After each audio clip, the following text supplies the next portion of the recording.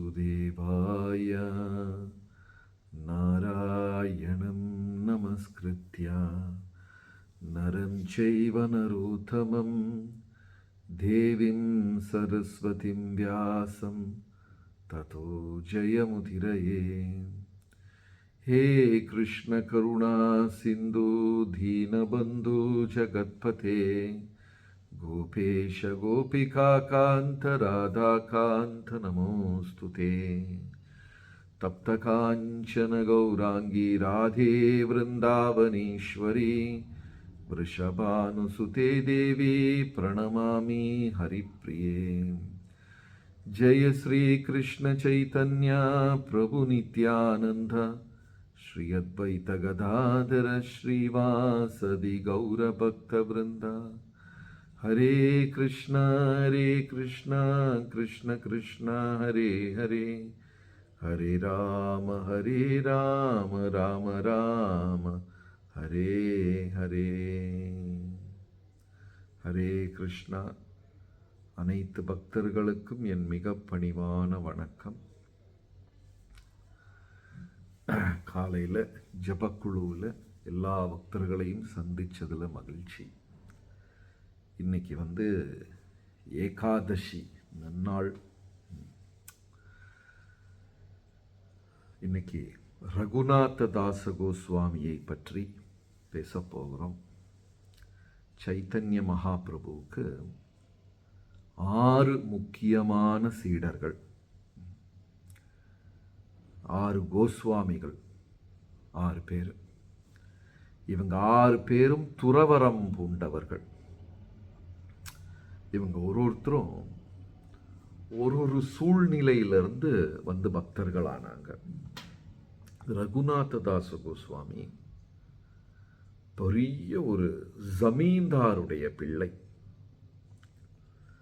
ஒரு நாளைக்கு 3 லட்சம் வராகன் தங்க காசுகள் சம்பளமாக பெற்றுக்கொண்டிருந்தவருடைய பிள்ளை. இன்னைக்கு தான் எல்லாருக்குமே தெரியுமே, தங்கமெல்லாம் தீபிடிச்ச விலை. யோசிச்சு பாருங்க, ஒரு நாளைக்கு 3 லட்சம் தங்க வராகன், அவ்வளவு சம்பளமாக பெற்றுக்கொண்டிருந்தவரின் பிள்ளை ஒரு இளவரசன் தான் அவர். அவர் சைத்தன்ய மகாபிரபுக்கு மேலே ஒரு பிரியம் அவரை பின்பற்ற வேண்டும் என்று சொல்லி இந்த செல்வம் அனைத்தையும் துறந்து விட்டு வந்தார். இது ரொம்ப ஆழத்தில் இருக்கக்கூடிய ஒரு மனோ தத்துவ விஷயம். இப்போ நம்ம எல்லாரும் பக்தர்கள் தான், ஆனால் நம்மளுடைய வாழ்க்கையின் செக்யூரிட்டி இருக்கு பாருங்க, செக்யூரிட்டி ஆதாரம், அது எந்த இடத்துல வச்சிருக்கிறோம் அப்படிங்கிறது முக்கியம். என்னுடைய வாழ்க்கையின் நம்பிக்கை. காலையில் எந்திரிக்கிறோம், ஜபம் செய்கிறோம், சேவைகள் செய்கிறோம், பக்தியிலெல்லாம் இருக்கிறோம், சரிதான். ஆனால் என் வாழ்வின் ஆதார நம்பிக்கை, அடிப்படை நம்பிக்கை நான் எங்கே வச்சிருக்கேன்?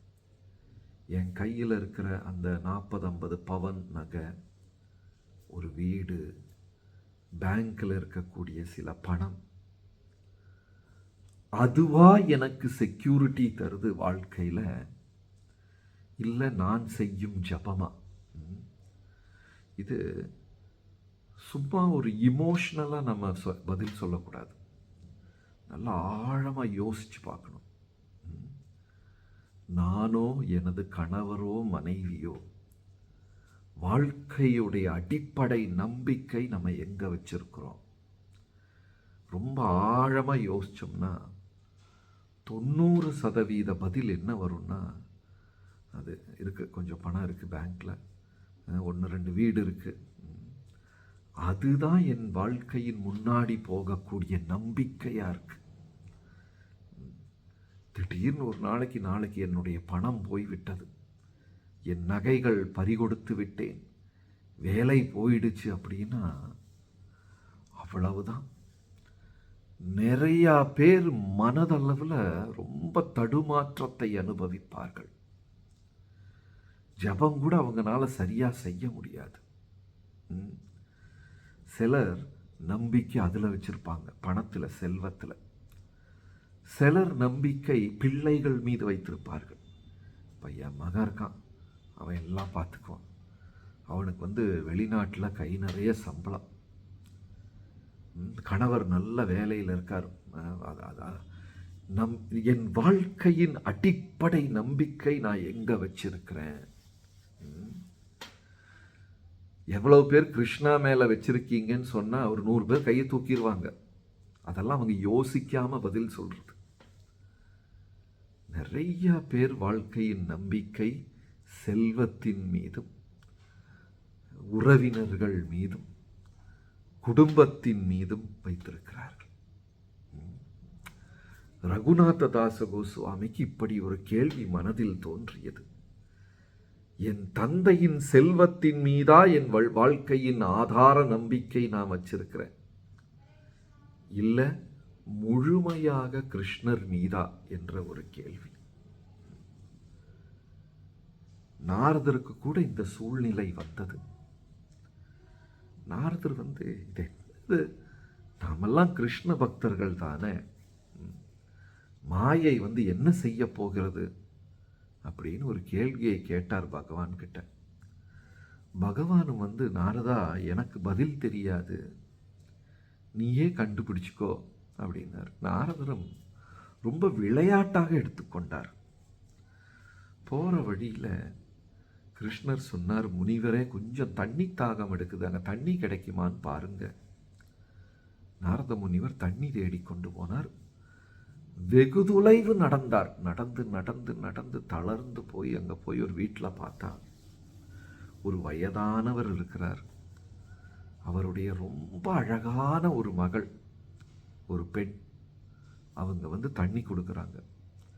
தண்ணியை குடிக்கும் போதே அந்த அழகான பெண்ணின் அழகை இவர் அனுபவிக்கிறார். அழகு என்று சொல்வது வெளிப்படையான உருவம் மட்டும் கிடையாது. அந்த அமைதியான சுபாவம், பணிவான பேச்சு, மற்றவர்களுக்கு சேவை செய்ய வேண்டும் என்ற ஒரு ஆர்வம், எல்லாத்துக்கும் முன்னாடி நான் நான் என்று இது செய்யாமல் பின்னாடி நின்று உதவி செய்கிறது, இதெல்லாம் சேருவதுதான் அழகு. அந்த பெண்ணின் அழகை பார்த்து நாரத முனிவர், பரவாயில்லையே, அந்த பெரியவர்கிட்ட கேட்டார், உங்கள் பொண்ணுக்கு திருமணம் ஆயிடுச்சா? இல்லை. சரி, நான் என் வாழ்க்கை துணைவியாக்கி கொள்கிறேன் அப்படின்னு சொல்லி திருமணம் செய்து, அதுக்கப்புறம் அந்த பெண்ணையும் குடும்பத்தையும் காப்பாற்றுவதற்காக இவர் வேலை வாய்ப்புகள் தேடி விவசாயம் செய்து பசுமாடை வளர்த்தி பெரிய செல்வந்தராகிவிட்டார். பிள்ளைகள்னு சொன்னால் சூரியனை சந்திரனை போல அவ்வளவு அழகான பிள்ளைகள். ஒரு நாளைக்கு பயங்கரமான வெள்ளப்பெருக்கு விட்டது. கிராமமே நீரில் அடித்து கொண்டு போகிறது. பசுமாடுகள், கன்றுக்குட்டிகள் நீரில் அடிச்சுக்கிட்டு போகுது. வீடோட கூரையெல்லாம் பிச்சு போயிடுச்சு. உடனே தங்கத்தை எல்லாம் எடுத்து ஒரு துணியில் கட்டி தோளில் கட்டி கொண்ட இவர் ஒரு கையில் மனைவியை அரவணைத்து கொண்டு, ஒரு கையில் 2-3 பிள்ளைகளை அரவணைத்து கொண்டு அந்த தண்ணீரில் நீந்துறார். எப்படியாவது கரை சேர்ந்துடலாம். ஆனால் வெள்ளத்தின் வேகம் அதிகமாகிக்கொண்டே இருக்கிறது. இவர்னால் தாக்கு பிடிக்க முடியல. தண்ணி என்ன பண்ணுச்சு, ஒரு பிள்ளையை கையிலிருந்து பறித்து கொண்டு போய்விட்டது. ஓ என்று கத்துகிறார், என் பிள்ளை போய்விட்டதே. கொஞ்ச நேரத்தில் 2வது பிள்ளை எல்லாம் போயிடுச்சு. சரி, மனைவியை காப்பாற்றி விடலாம் அப்படின்னு மனைவியை கெட்டியாக பிடிச்சுக்கிட்டு நீரில் போகிறாரு. தோளில் இருந்த தங்கம், அந்த அந்த அந்த கட்டு, துணிக்கட்டு, அதை தண்ணி இழுத்துக்கிட்டு போயிடுச்சு. நான் இவ்வளவு நாள் கஷ்டப்பட்டு சேர்த்ததெல்லாம் ஒரு நிமிஷத்தில் போயிடுச்சே, நாளைக்கு நான் என்ன செய்வேன் அப்படின்னு அழுகிறார். சரி, மனைவியாவது காப்பாற்றி விடலாம் அப்படின்னு கெட்டியாக பிடிச்சிக்கிட்டு நீந்துறாரு. ஆனால் தண்ணியின் வேகத்தில் பிடிக்க முடியல. கையிலிருந்து மனைவியும் பறித்து கொண்டு என் வாழ்க்கையே நாசமாக போயிடுச்சேன்னு கத்துறாரு. திடீர்னு பார்த்தா தண்ணியை காணோம், ஒன்னையும் காணோம். கிருஷ்ணர் என்னப்பா நாரதா, குடிக்க தண்ணி எடுத்துட்டு வர்றேன்னு போனேன், இவ்வளவு நேரமாக காணுமே அப்படின்னு கேட்குறார்.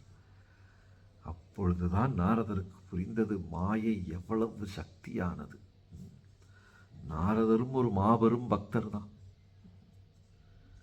நாரதர் இதை ஒரு பாடமாக காண்பித்தார். நம்ம காலையில் ஜபம் பண்ணுறோம், புக் படிக்கிறோம், இதெல்லாம் படிக்கிறோம்னாலும் என்னுடைய நம்பிக்கையை நான் எங்கே வைத்திருக்கிறேன்.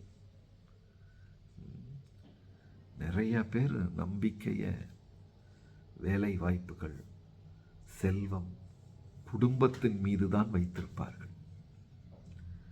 ஏன் பிரபு ஒரு வாரமாக காலையில் ஜபத்துக்கு காணோம், அது ஆஃபீஸில் பெரிய வேலை, போனா போகட்டும் விட்டுட்டு வாங்களேன் அப்படின்னு சொல்லி பாருங்க. அப்படியெல்லாம் விட முடியாது. நம்ம எப்படின்னா, கிருஷ்ணரை பிரார்த்தனை செய்வதே என் லௌகீக வாழ்க்கை நல்ல முறையாக இருக்க வேண்டும் என்பதற்காக நிறைய பேர் இந்த ஆழமான கேள்வியை ரகுநாதர் தன்னிடம் கேட்டுக்கொண்டார். நான் எனது நம்பிக்கையை எங்கே வைத்திருக்கிறேன்? அப்பாவின் செல்வத்தின் மீதா? அப்படியெல்லாம் அவர் கேட்டுக்கிட்டு ஒரே இரவில் அவ்வளவு செல்வத்தையும் துறந்து விட்டார். செல்வம், செழிப்பு, பெற்றோரின் பாதுகாப்பு எல்லாமே விட்டுட்டு துறவியாக அவர் போயிட்டார். ஒண்ணுமில்லாதவர்கள் தியாகம் செய்வது எளிது, எல்லாம் இருப்பவர்கள் தியாகம் செய்வது ரொம்ப கஷ்டம். எல்லாம் விட்டுட்டு சைத்தன்ய மகாபிரபுவை தேடி போய்விட்டார். அங்க போய் என்ன செஞ்சாராம்? ஜெகநாத் புரியில் கோயிலில் போய் வரிசையில், பிச்சைக்காரர்கள் வரிசையில் நின்று அந்த ஜெகநாதர் கோயிலிருந்து பிரசாதம் கொடுப்பாங்க பிச்சைக்காரங்களுக்கு. அந்த வரிசையில் நின்று சாப்பிட ஆரம்பித்தார். பெரிய ஜமீன்தாரின் பிள்ளை, பிச்சைக்காரர்கள் வீட்டில். அது ஒரு வாரம் போனோன்னு அடுத்த சிந்தனை வந்துருச்சு இவர் மனசில். நான் வரிசையில் நிற்கிறதுனால ஏதோ ஒரு மனிதனுக்கு சாப்பாடு கிடைக்காம போகுதே. பாருங்கள், நம்ம டெய்லி ஆஃபீஸுக்கு போயிட்டுருக்கோம். ஒரு நாளைக்கு நம்ம நினைக்கிறோம், நான் ஆஃபீஸுக்கு வேலை செய்கிறதுனால வேற ஏதோ ஒரு குடும்பம் நல்லா வாழக்கூடிய வாய்ப்பு இல்லாமல் போயிடுச்சே, என் வேலையை வேண்டான்னு வச்சா அந்த இடத்துக்கு வேற யாராவது வாழ்வார்கள், அவர்கள் குடும்பம் நன்றாக இருக்கும். அப்படியெல்லாம் யோசித்து யாராவது வேலையை விடுவாங்களா? இவர் என்ன செஞ்சார்? அந்த வரிசையில் நின்று சாப்பிடுவதை ஒதுக்கி விட்டார். வேற யாருக்காவது கிடைக்கட்டும் அப்படின்ட்டார். அப்புறம் என்ன செஞ்சார்? கோயிலில் வேஸ்ட் எல்லாம் கீழே விழுந்ததையெல்லாம் வேஸ்ட்டை எல்லாம் கழுவி ஒரு சாக்கடை வழியாக, ஒரு ஓடை வழியாக தள்ளி விடுவாங்க, சோறு இதெல்லாம். அதை போய் கையில் எடுத்து அதை கழுவி சாப்பிட்டு கொண்டிருந்தார். அப்புறம் இவர் யோசிச்சாரு, ஐயையோ, நான் சாப்பிட்றதுனால இந்த வரிசையில் இருக்கிற பசுமாடுக்கு கிடைக்காம போகுதே அப்படின்னு. தியாகம், அதாவது உண்மையான ஒரு தியாகம். அப்புறம் அவர் ஒரு நாளைக்கு நித்யானந்தரை பார்க்கறதுக்காக பானிஹாட்டி அப்படிங்கிற ஒரு கிராமத்துக்கு போகிறார். அந்த கிராமத்துக்கு போகும்போது நித்யானந்தர் ரொம்ப பக்தர்களோடு உட்கார்ந்துக்கிட்டு இருக்கிறார். இவர் வெகு தொலைவில் இருந்து, பணிவால் வெகு தொலைவில் இருந்தே மரியாதை செலுத்துகிறார். நம்ம கூட எப்போவுமே நம்மை மற்றவர்கள் கவனிக்க வேண்டும் என்று சொல்லி முன்னாடி போவோம். கோயிலுக்கு போனால் கூட 10 பேரை இடித்து தள்ளி விட்டு ஃப்ரண்ட்டில் போய், கிருஷ்ணர் என்னை பார்த்துக்கிட்டுப்பா, நான் வந்துட்டேன் அப்படின்னு சொல்லி முன்னாடி போய் ஹரே கிருஷ்ணா அப்படின்னு சொல்லிட்டு வந்துடுவோம். இவர் ரொம்ப தொலைவில் இருந்து அமைதியாக நமஸ்காரம் பண்ணுறாரு. உடனே நித்யானந்தர் சொல்கிறார், பாருங்க, அங்கே ரகுநாதர் தொலைவில் இருந்து நமஸ்காரத்தை பண்ணி கருணையை திருடிக்கொண்டு போகலாம் என்று நினைத்து விட்டார். அவரை அழைத்து கொண்டு வாருங்கள். வச்சுக்கிட்டு வந்தாங்க. உனக்கு நான் தண்டனை தர்றேன். உடனே இவர் கேட்டார், என்ன தண்டனை? எல்லா பக்தர்களுக்கும் நீ பிரசாதம் கொடுக்கணும். அது என்ன ஒரு தண்டனையா? பக்தர்களுக்கு பிரசாதம் கொடுப்பது என்பது சொல்வது பெரிய சந்தோஷம். அந்த காலத்துலலாம் வீட்டில் பெண்கள் தாய்மார்கள் அப்படித்தான். யார் வந்தாலும் சாப்பிடுங்க சாப்பிடுங்க, சாப்பிட்டுட்டு போங்க சாப்பிட்டுட்டு போங்க. ஒரு மனிதன் சாப்பிடுவதை விட அதிகமாக பரிமாறி கொடுப்பார்கள். வீட்டுக்கு வந்தாலே அந்த காலத்துலலாம் வீட்டுக்கு வேலைக்கு வந்தவங்களுக்கு கூட சாப்பாடு கொடுப்பாங்க. பசுமாடு மேய்க்க வந்தவங்க, இந்த கொத்தப்பணி, கொத்த வேலை, வீடு கட்ட வந்தவர்கள், விவசாயம் எல்லாருக்கும் அந்த பெரியவங்க வீட்டில் தான் சாப்பாடு, மத்தியானம் சாப்பாடு கொடுப்பாங்க. அந்த மாதிரி இப்போ சொந்தக்காரங்க வந்தால் கூட நீங்கள் ஏன் கூப்பிட்டு சொல்லிட்டு வரலையா அப்படின்னு கேட்டுருவாங்க. அப்போ ரகுநாதருக்கு ரொம்ப சந்தோஷம். ஏன்னா தந்தை தான் செல்வந்தராச்சே, இந்த பணத்தை வச்சுக்கிட்டு என்ன பண்ணுறது. உடனே பெரிய தயார் செய்கிறார். பக்தர்களுக்கெல்லாம் விருந்து கொடுக்கிறார். விருந்து கொடுத்து கடைகளில் இருக்கிற சாமானெல்லாம் தீர்ந்து போகுது. உடனே பக்கத்து ஊருக்கார கடைக்காரங்கெல்லாம் கேள்விப்படுறாங்க, பானிகாட்டியில் ஏதோ திருவிழா நடக்குதான், லட்சக்கணக்கான மக்கள் வந்திருக்கிறாங்களாம், நம்ம பொருளை எல்லாம் அந்த ஊரில் போய் விற்கலான்னு சொல்லி வியாபாரிகள் எல்லாம் மாட்டு வண்டியில் கட்டிக்கிட்டு எல்லாம் கொண்டு வந்து கிராமத்தில் விற்கிறாங்க பானிகாட்டியில். இவர் என்ன செய்கிறாரு, அவங்க கிட்ட காசை கொடுத்து அதை வாங்கிட்டு அவங்களுக்கே சமைச்சு பிரசாதமாக கொடுக்குறார். மக்களுக்கு அந்த பானிகாட்டி கிராமத்தில் நிற்க இடம் இல்லாமல் கங்கைக்குள்ள தண்ணிக்குள்ள இறங்கியெல்லாம் நின்று சாப்பிட்டு கொண்டிருக்கிறார்கள். அப்படி ஒரு திருவிழா.